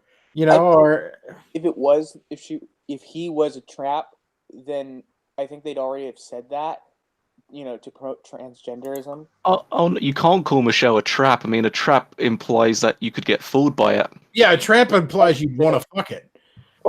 That's true. No. I mean, I wouldn't want to fuck Michelle Obama even if you proved to me 100% it's a woman. I mean, that's no fucking interest. Yeah, I'm not really attracted to black women, to be honest. Look, there's some I black women out there. Yeah, I disavow that was racist. But there are some black women out there I think are extremely attractive. Michelle Obama is not one of them. Yeah. not in the least. Yeah, mulattoes are fine, just not Harambe. You know, I saw Spider-Man: Homecoming. I'm sorry to hear that. No, I actually I think you're wrong. How long have you got left? Bechtloff, I think you're wrong. You know, I like Spider-Man: Homecoming. It's good. I not Far From Home. I haven't seen the new one yet. Oh, he's talking about the first one. Yeah, I got them mixed up in my head. Okay, yeah, Homecoming's not bad. Far From Home looks bad. But Homecoming, Michael Keaton's Vulture is fantastic in it. I'll say that right now. Michael Keaton's Vulture makes that fucking movie. I don't like Tom Holland's Spider-Man that much because he's just a. I don't like that he wants to cozy up to Big Bear Tony Stark so much. I don't like that. I mean, I like him interacting with the other heroes, and I'm not even necessarily against him. I'll tell you the worst characterization I've seen of it so far is in the 2 Avengers movies, Endgame and Infinity War, where he's just telling everybody his secret identity and shit. It's like, dude, what are you doing? On one hand, hi, I'm Peter Parker. Stop telling people that. What is wrong with you? On one hand, I agree with that, but on the other hand, I disagree because he's in high school, and I feel like that's something you do if you're in high school. I don't feel like you do that to ever. Like, okay, maybe Tony Stark because you look up to him. But like in fucking Infinity War or in Endgame, like he doesn't know Captain Marvel at all. Never fucking heard of her. He's like, hi, I'm Peter Parker. Stop telling. Like, why don't you give her your social security number too while you're at it, you fucking dipshit? Like, and from what I understand, that's going to be a plot point in Far From Home because Mysterio pretends to be a fucking good guy and he reveals himself to him, and he's going to get his shit pushed in as a result, which fucking good. You need to learn that lesson, you little dipshit. Like, honestly, I didn't really. I thought MJ would be a lot worse. I think she's fucking terrible. Setting aside the race change aspect of it, if that was a hot redhead playing that role, I think she's fucking terrible. Yeah. All right, I'm sorry. The woke girl Daria shit got old in the late 90s. Okay, it hasn't aged well since. I think aside the fact from she's a leftist, I'm okay. I guess I'm iffy. I guess. Real quick, Second Chief sends $2. He says, "Conspiracy: Justin Trudeau is Fidel Castro's son." That's another one. Wouldn't surprise me in the least. I was going to say it's not that she's a leftist because it's not prominent. It's just she's just a cunt. Yeah, she's just cunty. I just fucking hate her. I just like there's some. I heard somebody joke in the comics, Peter Parker keeps his identity secret because he wants to avoid reprisals to his loved ones. And then they show a picture of Mystery Meet MJ, and they're like, in the movies, his loved ones aren't worth protecting, so he doesn't care. I don't know. I guess she's screwing with him, and I think that's kind of funny, to be honest. Homecoming's not bad. She's not attractive, not that attractive. But. She's not, and she's just cunty as fuck. Like I said, though, Michael Keaton's Vulture is phenomenal in that movie. He makes that movie worth watching. Are we allowed to talk spoilers on the Bechtloff show about? Yeah. What, on a 3-year-old movie? I think that's okay. Yeah. Don't spoil Schindler's List. I'm about halfway through. John still gave me some spoilers earlier. I can't hack it. I was very the twist that Vulture was the girl's dad. That was surprising. It was a good twist. I like that a lot. That was and you know what? That was actually a good reason for her to be half black because you didn't see it coming. That said, though, I like that a lot, and I love when he's like when he realizes Peter is Spider-Man as he's driving them both to the dance, like he recognizes his voice and all that shit, and the girl goes in, he's like, I got to talk to your boyfriend for a second, dad talk and all that, and then he turns around and he's like, does she know? And he's like, no, what? And he goes, oh, you play it close to the vest. I respect that. Which is actually bullshit. He doesn't play it close to the vest, but that's but he's like, I respect that. I love Keaton's Vulture is fantastic in that movie. He is just utterly fantastic in that movie. Okay. Yeah. Hasn't Keaton played Batman before? See, Well, of course. I'm mildly mad at that question. Does the Pope facilitate paedophilia? It's the same answer. It's yes. I'm a little upset. I'm a little upset right now. Which Batman movies was it? Because I saw Batman. The best one. Oh, ever. The only movie I've seen was the one we went to only because people got shot watching it. That was Christian Bale. That was the. Yeah. Well, I'm being honest. I'm not sure if people saw The Dark Knight Rises just because someone shot up a theater. That's a great reason. Am I speaking to a 12-year-old? No. I don't know what's going on here. Like, did Michael Keaton play Batman? I'm still a little upset about that. I need to unpack this. I was just making sure. I was 90% sure you said that. Bechtloff, it's small talk. Breaking news. Some retard tried to attack an ICE detention center in Tacoma, Washington, and got his dumbass shot. Oh, that's fantastic. Also, breaking news. Some retard doesn't know Michael Keaton played Batman, and I'm upset about that. Well, I was in bed classes at high school, so... Well, I think you missed a certain point. Apparently, only people saw The Dark Knight Rises for the shooting. Cynic in Chief sends $2 and says Keaton's Batman is mediocre. His Bruce Wayne is bad. What? What? Boo! Boo! Cynic in Chief. All right, look, I'll give you one thing. I will say this about the Michael Keaton Batman movie. I really like the fact that Christian Bale, when he was Bruce Wayne, played Bruce Wayne up as being like a douche, to kind of like a drunken idiot, to kind of try to, you know.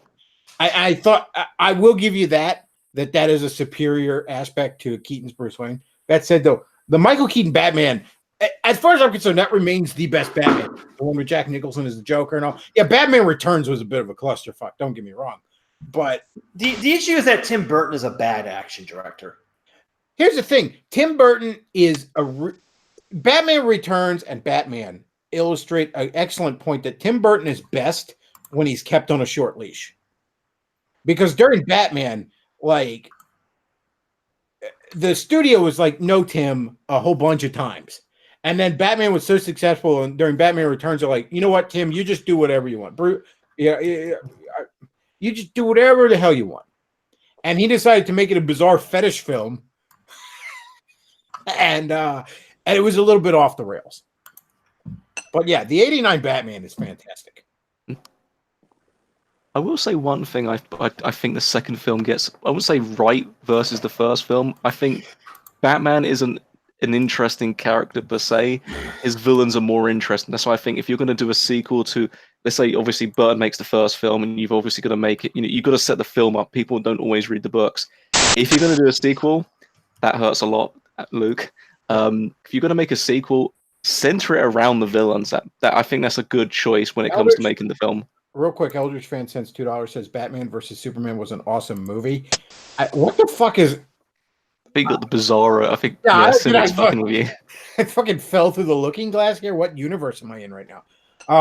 You're in the Dimensional Merge universe. Okay, so real quick. This conspiracy was a really interesting... God bless Nostalgia Critic. He might be a scumbag, but he does do some good movie analysis sometimes. He did a really good comparison of the Michael Keaton Batman versus The Dark Knight.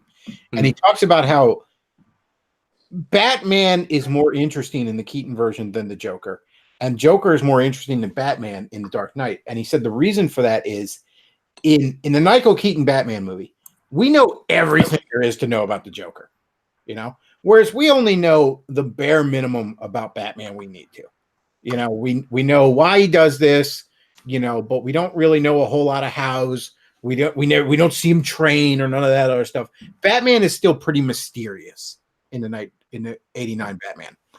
Whereas, you know, in the Nolan movies, we know fucking everything about how Batman does his shit. And we don't know a damn thing about how the Joker operates. And that ends up making him the far more interesting of the two. So I thought that was pretty interesting point. I do really love Jack Nicholson's Joker. My favorite scene in the 89 Batman is when he trashes the museum. Like, he opens up the door and And he's like, gentlemen, let's broaden our minds. And they're trashing all these paintings. And and then there's this like one painting that's like it's like a bunch of dead bodies in a ditch or something. I can't remember exactly what it was, but like the guy's about ready to hack it up, and like he stops him. And he's like, "Leave this one, Bob." Kind of like it. Tom Bombadil sends $4.99 and says 1997 Batman and Robin, best Batman villain in this universe. There's only one absolute. Everything freezes. Again, now I think y'all are trolling. You have to be trolling me at this point. I mean, keep doing it if you just send me money. But now I'm convinced. That's where you pushed it too far. When you're trying to praise Batman and Robin. I still can't not look at Jack Nicholson's Batman and think of Jim Goad.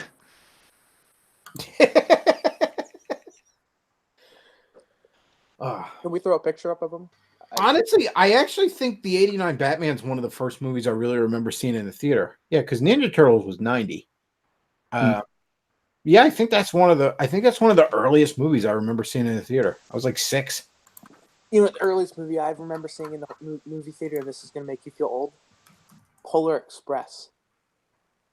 What was that, like 04? Yeah, that's the earliest day. So I was like 3 or 4. I thought you were about to say Avengers Endgame. Yeah, Spider-Man Homecoming.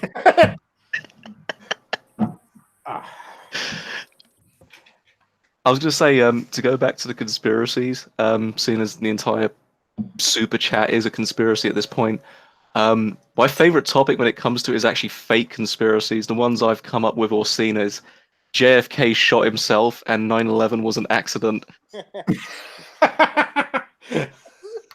What if JFK's head just did that? Yeah. It was spontaneous combustion. What if Allahu Akbar just means, oh no, I'm driving please help me, I'm steering the wrong way. I'm exploding by accident. It was Lee Harvey Oswald with a magic bullet. Oh, God. Another one I saw was World War II was fought entirely by crisis actors. Well, the Sweat was making fun of Owen about the Civil War isn't real. What the fuck were you guys doing for that? Yeah, it was a false flag against Southern farmers, the war of northern aggression. You gotta get woke on the CW question. Wait, Owen Benjamin, this is the guy that Rooney praises a lot, right? Yeah. And E. Michael Jones. I mean, I like E. Michael Jones, but this Owen Eldridge Fans sends $2, says Eisenberg was perfect casting Lex as Zuckerberg. Senegan Chief sends $2, says Val Kilmer was best Batman / Wayne in the 90s series. I don't know anymore what y'all are doing. I'm hurt and confused by these comments. I think this is the Berenstain universe chat you're looking at. Can you go over to the other YouTube channel? We're in the Berenstain. Yeah, I'm in the universe where those 4 Batman movies from the 89 to 90s, they got worse with each one. Batman's fantastic, and then it was all downhill from there.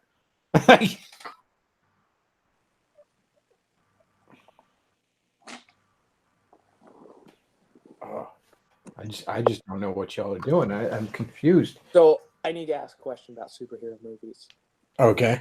How often? Because I think the thing I liked about Homecoming was we live in it's like kind of like in a world where this superhero stuff has kind of been normal-ish now, and we're like seeing how normal life is. Do we see that a lot in superhero movies?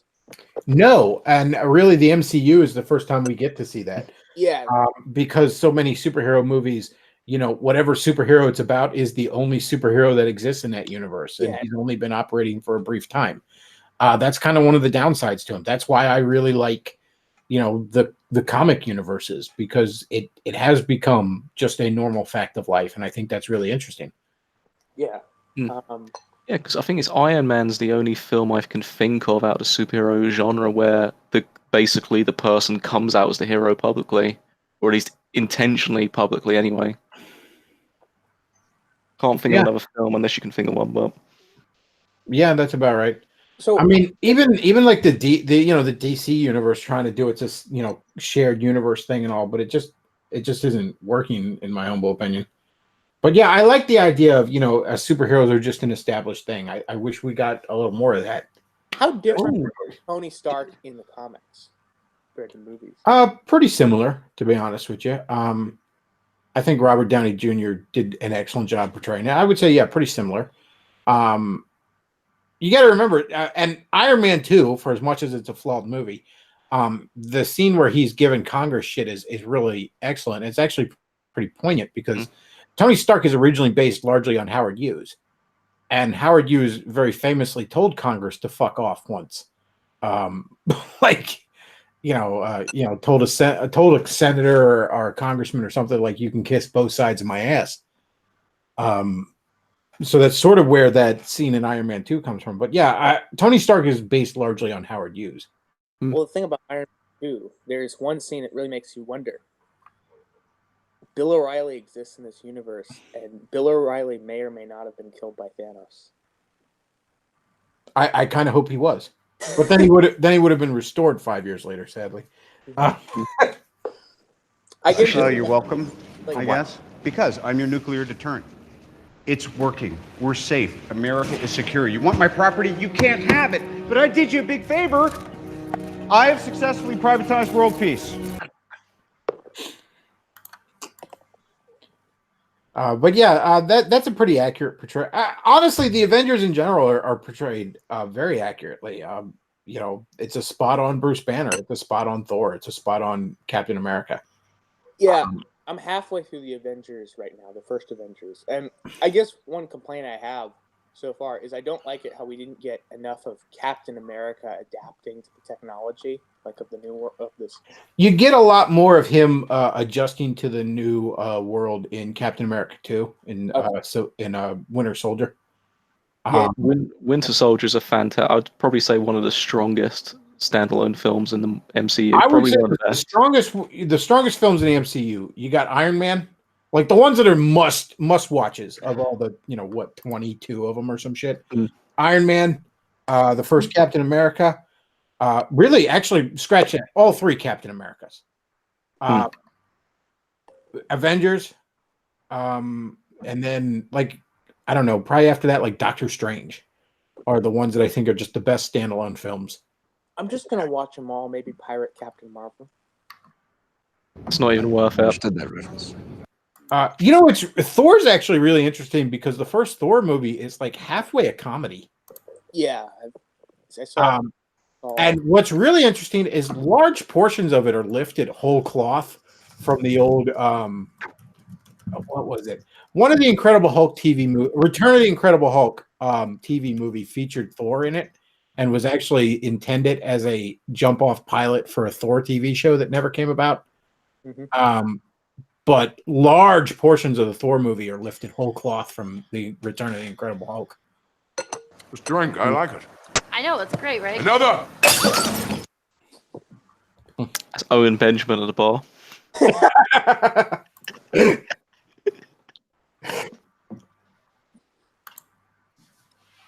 Yeah.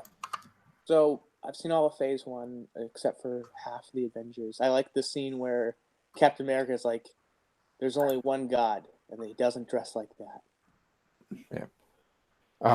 Avengers is one of those movies that actually, I mean, not to sound corny, but kind of meant a lot to me when I saw it, because it's honestly a movie I didn't believe would exist a mere 5 years prior. I thought that was never going to happen. So Bechtloff, we went back 10 years and 10, 12, 15 years, and then I just show you that scene from Endgame where they all come out of the portals. Would you go like that Star Wars guy who started? Probably not, because I probably wouldn't have recognized half those people, because they're not even. But if you just showed me let me put it this way: if you just showed me in 2002, okay, 10 years from now, this is going to be a movie, and you show me the clip of the 6 Avengers, kind of all standing back to back in the rubble as they're fighting the aliens, I'd be like, holy fucking shit, that looks amazing. I don't think I would have cried like the Star Wars guy, but I probably would have been like, oh my fucking God, that's so cool. I can't believe that's going to be a thing. A side note about the Star Wars guy. Was his last name really Butts? I don't know. I think his last name was Fag. Actually, I'm sorry. I disavow. No, he was talking about cigarettes. Yeah, Everyone. yeah, he's British. He likes cigarettes. Well, actually, funny you mentioned the Star Wars crying dude. I think wasn't there a recent thing? So I don't know why I'm still subbed to that Ian Miles Chong, but I think apparently he was getting sympathy from a lot of people. A lot of women claim they want to marry him because they feel so bad for him. I'm like, that's the equivalent of like being like an 80-year-old lost in a supermarket or like a fucking convenience store, and you've got all these like older women just kind of like, oh, he's lost. He's you know, they're just like, you know, let me get a tissue and wipe the, you know, it's really, I can't imagine being that guy. What hell he's through. Real quick, looking at this Avengers thing, one of the things I absolutely love about the, like, okay, so at the end of Iron Man, when it's like, oh, the Avengers Initiative, and you know that's going to happen, like, you expect that eventually Avengers is going to happen, and you're going to have Captain America and Hulk and Thor in there with them. Okay, fine. But I love the fact that we got Hawkeye in the Avengers, because Hawkeye was, for the longest time, one of my favorite Avengers. And also, I love this actor's portrayal as Hawkeye. I love this actor in general. He seems ever so slightly based, to use an overused phrase, at least by Hollywood standards. And also, he's just really likable on screen. I love his Hawkeye. He was very good in the second Avengers film. He did crack a lot of, you know, good lines. Oh yeah, I love this scene. And you know what's kind of cool about Hawkeye? I've always had a soft spot for the bow and arrow superhero archetype, and I've partly I like the idea of somebody whose power is essentially superhuman aim almost, because it's actually kind of a thing that exists. Like, I don't know if you've ever seen like shows on that sort of thing, but like I've seen shows on like people with the most amazing aim, and like there's this one old motherfucker who's like dresses up as a cowboy, and he shoots this old 6-shooter from the hip, and he can shoot things so fast you'd swear he only shot once. Oh, I know the guy you're talking about. He's a really fat. It's like when you actually do it in slow mo. The slow mo camera looks like he's firing 2 shots, but when you see the first one, it's like both balloons just pop simultaneously. Yeah. And like, there's a scene in Avengers where, you know, Hawkeye's up on the roof and he's like, you know, feeding intel and stuff, and he real quick shoots an alien flying by, like barely looking at it, just out of the corner of his eye, and nails him. And what's really cool about, there's motherfuckers that can do that. Like, that's the remarkable, like, yeah, like, nobody can turn into the Hulk in real life, but there's motherfuckers that could be Hawkeye. Like, that's kind of what's really fascinating about it to me.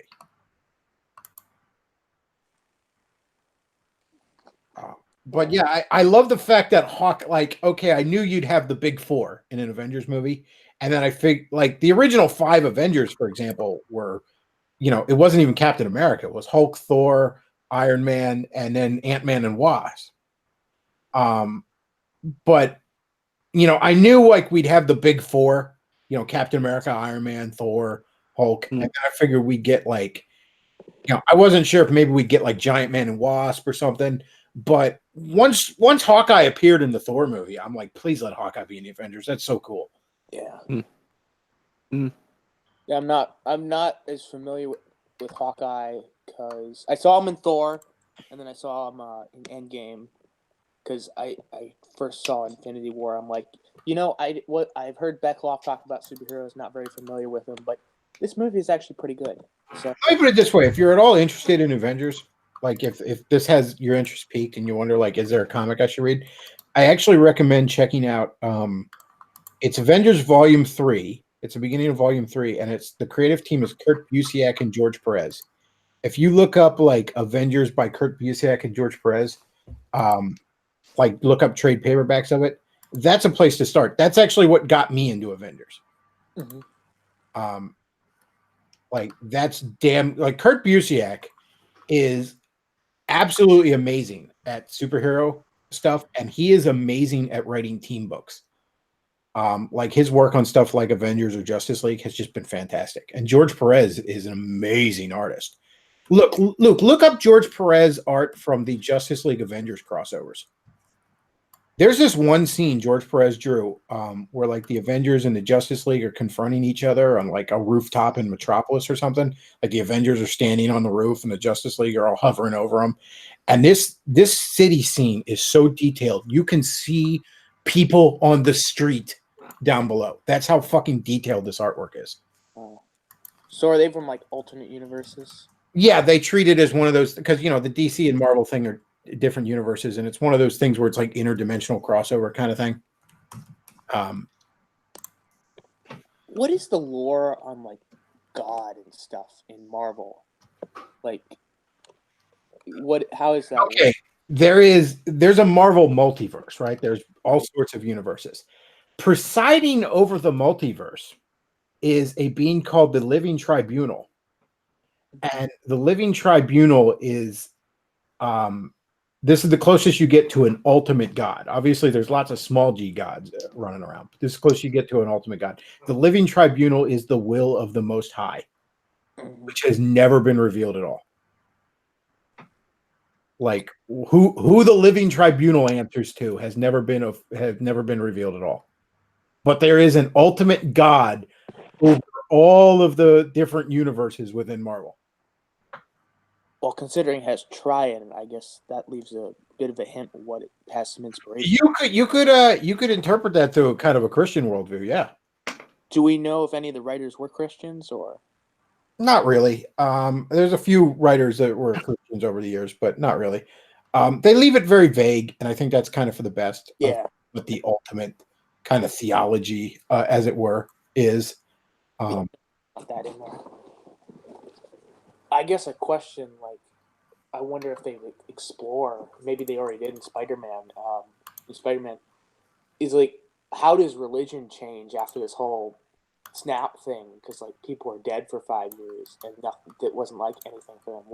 The original comics, like the original story, like Thanos did wipe out half the life in the universe, but after the Infinity Gauntlet is wrestled from him, everything is in the universe is reset to basically right before that. So very few people even remember it happened. Oh, okay. So it's different from. Yeah, it's not like 5 years just go by and it didn't work out that way in the comics. Yeah. Interesting fact about the snap: Bob Chipman only lost an arm when that happened. What about Boogie? Oh, that's like an ounce. Boogie's like Kenny. A weight mass. All right. Well, I'm probably going to go ahead and wrap this up. I've been going on for about 2 hours. Anybody got any closing thoughts? Fuck Owen Benjamin. Yeah, I'll go with that. Fuck Owen Benjamin. Thomas Rousseau is a lesbian. Thomas Rousseau is a pedophile. Disavow. No, he's a neo-Nazi. You can say things like that about him. Have we talked about the guy who's like friends with Ralph who died recently? Did you talk about the thing? The guy Mark V. Yeah, I hadn't heard of that. Yeah, apparently he died. Some Ralph caller in. Oh, well, I'm sorry to hear that. Yeah, I don't know anything about that, but yeah.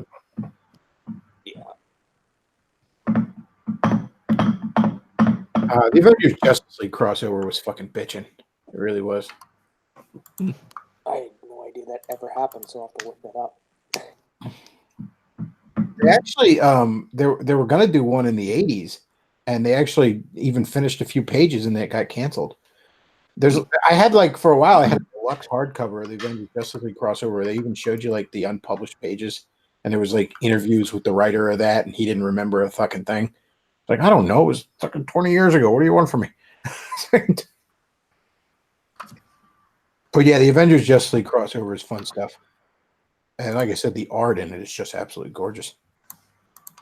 Yeah, it's kind of like how we now have a Microsoft and a Sony character in Smash Brothers.